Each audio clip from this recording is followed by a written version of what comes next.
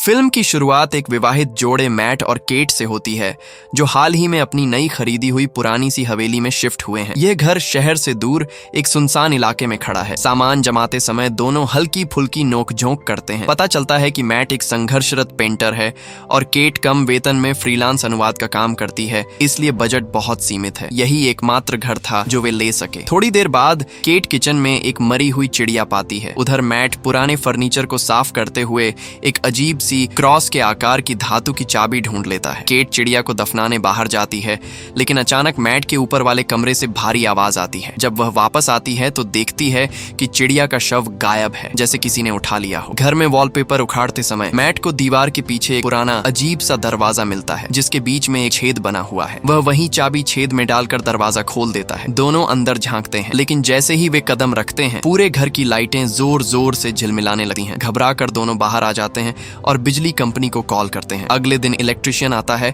और मैट को लेकर तहखाने में उतरता है। वहां पुराने तारों का जाल बुरी तरह उलझा हुआ है। मिस्त्री हैरान होकर कहता है कि उसने कभी ऐसा सेटअप नहीं देखा। मैट पूछता है कि यह ठीक हो सकता है या नहीं। मिस्त्री जवाब देता है, ये बहुत पेचीदा है। जाते हुए वह कहता है, इतनी पुरानी घटना के बाद भी किसी ने यह घर खरीद लिया, यकीन नहीं होता। मैट के पूछने पर वह बताता है कि सालों पहले यहाँ रहने वाले पति पत्नी की बेरहमी से हत्या हुई थी। मैट इंटरनेट पर खोज करता है और पता लगाता है कि 70 के दशक में इस घर में एक दंपति को एक अज्ञात आदमी ने मार दिया था। हत्यारे को पकड़ा गया, लेकिन उसकी पहचान न मिलने पर उसे जॉन डो कहा गया। ये जानकर मैट बेचैन हो जाता है। रात में शराब पीकर वह जॉन डो का स्केच बनाता है। फिर वह उसी गुप्त कमरे में पहुंच जाता है और बोतल खत्म करते हुए बड़बड़ाता है कि काश एक और बोतल होती। और तभी उसके सामने अचानक एक नई बोतल दिखाई देती है। सुबह केट को लाइटें टिमटिमाने की आवाज सुनाई देती है। वह कमरे में जाती है जहाँ मैट अब कई नई पेंटिंग्स के बीच बैठा है। मैट उत्साह में उसे सीजन और वैन गॉग की असली पेंटिंग्स दिखाता है। फिर केट से कहता है कि एक इच्छा मांगो। केट हंसते हुए $1000 मांगती है और तुरंत पैसे सामने आ जाते हैं। उसे लगता है मैट मजाक कर रहा है। फिर वह 10 लाख मांगती है और वह भी मिल जाते हैं। घबरा कर वह बाहर जाना चाहती है, पर मैट उसे रोकता है और बताता है कि यह कमरा चमत्कारी है और वे इसका फायदा उठा सकते हैं। इसके बाद दोनों हर दिन अपनी मनचाही चीजें मंगवाने लगते हैं। महंगे खाने, डिजाइनर आउटफिट्स, ज्वेलरी और ढेरों नकदी। मैट केट पर हीरों की बारिश कर देता है। रात को केट सोचने लगती है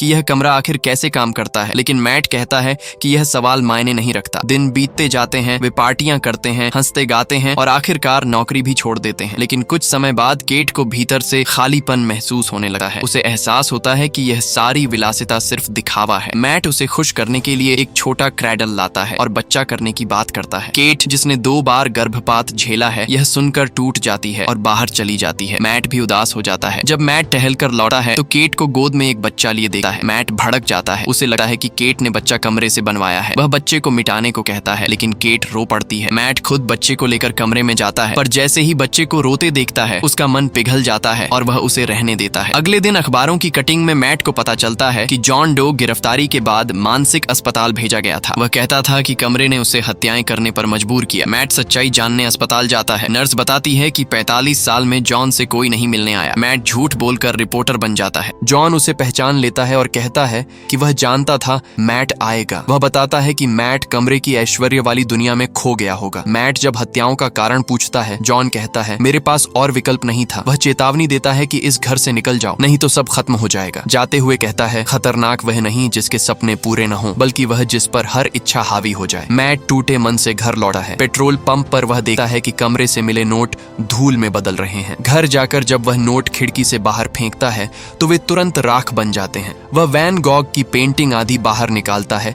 बाहर वाली साइड धुंधली पड़ जाती है। उसे समझ आता है कि कमरे से बनी चीजें घर से बाहर जैसी ही गायब होने लगती हैं। केट बच्चा लेकर बाहर जाने की कोशिश करती है। मैट रोकता है, मगर वह नहीं रुकती। बाहर जाते ही बच्चे का शरीर जलने लगता है और वह दर्द से चिल्लाता है। मैट उसे अंदर लाता है, लेकिन अब वह अचानक बड़ा लड़का बन चुका है। केट उसका नाम शेन रखती है और उसे घर से बाहर नहीं जाने देती। केट शेन को घर पर ही पढ़ाने लगती है। एक दिन वह कैंपिंग की बात करती है। शेन भी बाहर जाना चाहता है। केट झूठ बोलती है कि वह बीमार है। गुस्से में शेन चीजें फेंक देता है। बाद में डिलीवरी आती है। पैकेट खोलने पर मैट को अंदर से एक बंदूक मिलती है। कुछ दिनों बाद केट व्यस्त होती है और शेन दरवाजे से हाथ बाहर निकालता है। केट घबराकर उसे अंदर खींचती है, लेकिन उसका हाथ ठीक रहता है। डरी हुई केट सभी खिड़कियां तख्तों से बंद कर देती हैं। मैट बाहर गन प्रैक्टिस कर रहा होता है। इसी दौरान शेन मैट के स्टूडियो में स्नो ग्लोब गिरा देता है। मैट गुस्सा हो जाता है। केट कहती है कि वह उनके बेटे जैसा है, लेकिन मैट कहता है कि वह बस कमरे की बनावट है। रात को शेन चुपके से उस जादुई कमरे में चला जाता है। सुबह बिस्तर पर टूटा हुआ स्नो ग्लोब ठीक मिलता है। जब दोनों कमरे में जाते हैं तो देखते हैं कि शेन ने भीतर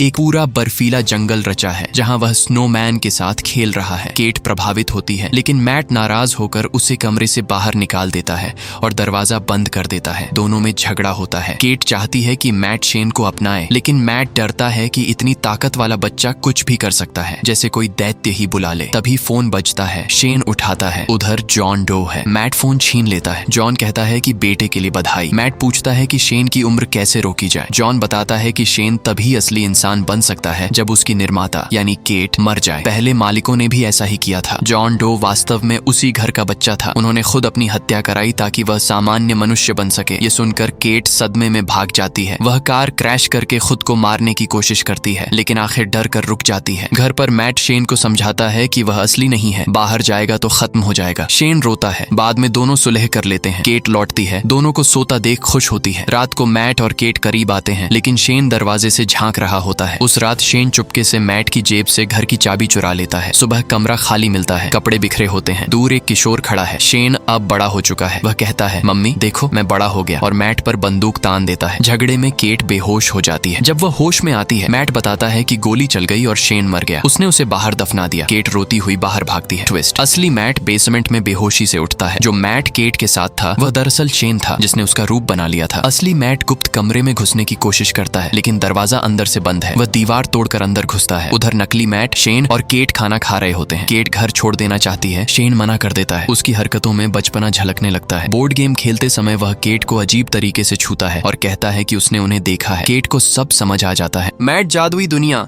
जैसे जंगल में भटकते हुए एक नकली घर तक पहुंचता है। वहां शेन केट को चोट पहुंचा रहा होता है। मैट खिड़की तोड़कर अंदर आता है। केट भागती है, लेकिन उसे दो मैट दिखाई देते हैं। वह चाल चलती है और शेन कहकर ध्यान भटकाती है। जिस मैट ने उसकी तरफ देखा वह शेन में बदल जाता है। केट उसे सीढ़ियों से धक्का दे देती है। वे भागने लगते हैं, लेकिन घर भूल भुलैया बन जाता है। शेन मैट को चाकू मार देता है। वह केट को कहता है कि सब ठीक हो जाएगा, लेकिन यह एक भ्रमित दुनिया थी। वे दोनों क्लोन थे। असली मैट और केट असली घर तक पहुंचते हैं। शेन फिर भी पीछा करता है। जैसे ही वे बाहर निकलने की कोशिश करते हैं, मैट उसे बाहर धकेल देता है और केट दरवाजा बंद कर देती है। बाहर शेन तेजी से बूढ़ा होकर धूल में बदल जाता है। केट उठ कर रोती है। 1 महीने बाद दंपति वह घर छोड़ देते हैं। केट एक पॉजिटिव प्रेगनेंसी टेस्ट लेकर हिल जाती है। उसके मन में डर घर कर जाता है कि शायद यह बच्चा शेन का हो, मतलब खतरा अभी खत्म नहीं हुआ।